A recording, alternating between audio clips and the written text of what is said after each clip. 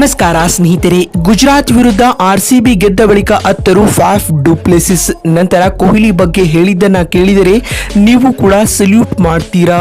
ಹಾಗಾದರೆ ಸುದ್ದಿಯ ಸಂಪೂರ್ಣ ಮಾಹಿತಿ ಏನು? ಅಷ್ಟಕ್ಕೂ ಜಿಟಿ ವಿರುದ್ಧ ಆರ್ಸಿಬಿ ಗೆದ್ದ ಬಳಿಕ ಫಾಫ್ ಡು ಪ್ಲೆಸಿಸ್ ಹೇಳಿದ್ದೇನು ಗೊತ್ತಾ? ಹೀಗೆ ಇದರೆಲ್ಲದರ ಬಗ್ಗೆ ಇವತ್ತಿನ ಈ ಒಂದು ವಿಡಿಯೋದಲ್ಲಿ ತಿಳಿಸ್ಕೊಡ್ತಾ ಹೋಗ್ತೀನಿ. ಹೀಗಾಗಿ ದಯವಿಟ್ಟು ಈ ವಿಡಿಯೋವನ್ನು ಕೊನೆವರೆಗೂ ನೋಡಿ ಸ್ನೇಹಿತರೆ. ಆದರೆ ಅದಕ್ಕಿಂತಲೂ ಮುನ್ನ ನೀವು ಕೂಡ ವಿರಾಟ್ ಕೊಹ್ಲಿ ಮತ್ತು ಫಾಫ್ ಡು ಪ್ಲೆಸಿಸ್ ಇವರಿಬ್ಬರ ಅಭಿಮಾನಿಗಳಾಗಿ ಈ ವಿಡಿಯೋವನ್ನ ನೋಡುತ್ತಿದ್ದರೆ ತಪ್ಪದೆ ಈ ಕೂಡಲೇ ಈ ವಿಡಿಯೋಗೊಂದು ಲೈಕ್ ಮಾಡಿ. ಹೌದು ಸ್ನೇಹಿತರೆ, ಬೆಂಗಳೂರಿನ ಎಂ ಚಿನ್ನಸ್ವಾಮಿ ಕ್ರೀಡಾಂಗಣದಲ್ಲಿ ನಡೆದ ಟಾಟಾ ಐಪಿಎಲ್ 2024ರ 52ನೇ ಪಂದ್ಯದಲ್ಲಿ ರಾಯಲ್ ಚಾಲೆಂಜರ್ಸ್ ಬೆಂಗಳೂರು ತಂಡವು ಗುಜರಾತ್ ಟೈಟಾನ್ಸ್ ತಂಡದ ವಿರುದ್ಧ 4 ವಿಕೆಟ್ಗಳ ಭರ್ಜರಿ ಗೆಲುವನ್ನ ದಾಖಲಿಸಿದೆ ಸ್ನೇಹಿತರೆ.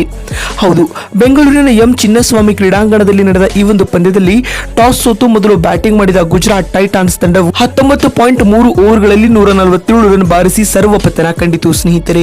ಜಿಟಿ ತಂಡದ ಪರ ಬ್ಯಾಟಿಂಗ್ ನಲ್ಲಿ ಶಾರುಖ್ ಖಾನ್ ರವರು 24 ಎಸೆತಗಳಿಂದ 37 ರನ್ ಬಾರಿಸಿ ಮಿಂಚಿದರೆ ಡೇವಿಡ್ ಮಿಲ್ಲರ್ ರವರು 20 ಎಸೆತಗಳಿಂದ 30 ರನ್ ಬಾರಿಸಿ ತಂಡಕ್ಕೆ ಆಸರೆಯಾಗಿ ನಿಂತರು. ಇನ್ನು ಕೊನೆಯಲ್ಲಿ ಬಂದ ರಾಹುಲ್ ತೆವಾಟಿಯಾ ರವರು 21 ಎಸೆತಗಳಿಂದ 5 ಬೌಂಡರಿ ಹಾಗೂ 1 ಸಿಕ್ಸರ್ಗಳ ನೆರವಿನಿಂದ 35 ರನ್ಗಳ ಕೊಡುಗೆ ನೀಡಿದರು ಸ್ನೇಹಿತರೆ.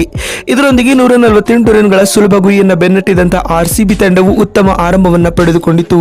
ಪವರ್ ಪ್ಲೇನಲ್ಲಿ 90ಕ್ಕೂ ಅಧಿಕ ರನ್ಗಳನ್ನು ಬಾರಿಸುವ ಮೂಲಕ ಸ್ಫೋಟಕ ಜೊತೆ ಆಟವನ್ನ ಫ್ಯಾಫ್ ಹಾಗೂ ವಿರಾಟ್ ಕೊಹ್ಲಿ ನಿಭಾಯಿಸಿದರು. ಇದೇ ವೇಳೆ ಫ್ಯಾಫ್ ರವರು 64 ರನ್ ಬಾರಿಸಿ ವಿಕೆಟ್ ಒಪ್ಪಿಸಿದರು. ಇದಾದ ಬಳಿಕ ಆರ್ಸಿಬಿ ತಂಡದ ಬ್ಯಾಟ್ಸ್ಮನ್ಗಳು ಪೆವಿಲಿಯನ್ ಪರೇಡ್ ನಡೆಸಿದರು. ಆದರೆ ಮತ್ತೊಂದು ಕಡೆ ವಿರಾಟ್ ಕೊಹ್ಲಿ ರವರು 42 ರನ್ ಬಾರಿಸಿ ನಿರ್ಗಮಿಸಿದರು. ಅದಾದ ಬಳಿಕ ದಿನೇಶ್ ಕಾರ್ತಿಕ್ ರವರು ಕೊನೆಯಲ್ಲಿ ಬಂದು 12 ಎಸೆತಗಳಿಂದ 21 ರನ್ ಬಾರಿಸಿ ಆರ್ಸಿಬಿ ತಂಡವನ್ನ 13.3 ಓವರ್ಗಳಲ್ಲಿ 6 ವಿಕೆಟ್ ಕಳೆದುಕೊಂಡು ಗೆಲುವಿನ ದಡವನ್ನ ಮುಟ್ಟಿಸಿದರು ಸ್ನೇಹಿತರೆ. ಇದರೊಂದಿಗೆ ಆರ್ಸಿಬಿ ತಂಡವು 4 ವಿಕೆಟ್ಗಳ ಭರ್ಜರಿ ಗೆಲುವನ್ನ ದಾಖಲಿಸಿತು. ಇದೀಗ ಜಿಟಿ ವಿರುದ್ಧ ಆರ್ಸಿಬಿ ಗೆದ್ದ ಬಳಿಕ ಪೋಸ್ಟ್ ಮ್ಯಾಚ್ ಪ್ರೆಸೆಂಟೇಷನ್ ವೇಳೆ ಮಾತನಾಡಿದ ಫಾಫ್ ಡು ಪ್ಲೆಸಿಸ್ ರವರು ಭಾವುಕರಾಗಿ ಈ ರೀತಿಯಾಗಿ ಹೇಳಿದ್ದಾರೆ. ಐಪಿಎಲ್ 2024ರ ಟೂರ್ನಿಯಲ್ಲಿ ಆರ್ಸಿಬಿ ತಂಡಕ್ಕೆ ಈ ಗೆಲುವು ಬಹಳ ಮುಖ್ಯವಾಗಿತ್ತು. ಗುಜರಾತ್ ವಿರುದ್ಧದ ಈ ಗೆಲುವು ನಮ್ಮ ತಂಡದಲ್ಲಿ ಹೊಸ ಹುಮ್ಮಸ್ಸನ್ನ ತರಲಿದೆ. ಈ ಹ್ಯಾಟ್ರಿಕ್ ಗೆಲುವಿನಿಂದ ನಾವು ಪ್ಲೇ ಆಫ್ ಕಡೆ ಎದುರು ನೋಡುತ್ತಿದ್ದೇವೆ ಎಂದು ಫಾಫ್ ಡು ಪ್ಲೆಸಿಸ್ ಹೇಳಿದ್ದಾರೆ. ಮತ್ತು ಮಾತು ಮುಂದುವರೆಸಿದ ಡು ಪ್ಲೆಸಿಸ್ ರವರು ಇಂದಿನ ಪಂದ್ಯದಲ್ಲಿ ಮೊಹಮ್ಮದ್ ಸಿರಾಜ್ ರವರು ಅಪಾಯಕಾರಿಯಾದ ಬೌಲಿಂಗ್ ದಾಳಿಯನ್ನು ಸಂಘಟಿಸುವ ಮೂಲಕ ಫಾರ್ಮ್ ಗೆ ಮರಳಿದ್ದಾರೆ.